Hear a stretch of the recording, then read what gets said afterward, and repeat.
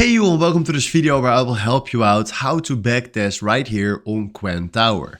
So if you want to backtest, the thing that we are going to do is go left in the top where you will find all the symbols.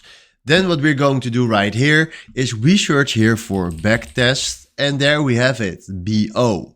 Then we click here on backtest and optimize and then he will get us right here this screen. Then what we're going to do right here is select strategy and then we can click right here on simple moving average cross strategy. That is fine for now. We double click on that and then now the complete setup starts.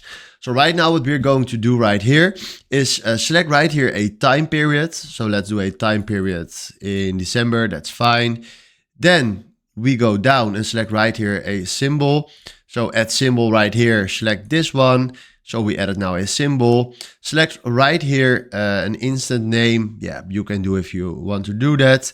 You can select right here the fast MA, slow MA, the quantity, the period, and then time in minutes or whatever you want. And then select right here the starting point. And then right now, if you want to backtest, you click right here on start new backtest. And now he is backtesting right here. If you want to stop the backtest, click right here on stop backtest. And yeah, this is exactly how it works. So this is how you can backtest right here on Quantower. So hopefully this was exactly the video where I was looking for. Thanks for watching and have a wonderful day. Ciao.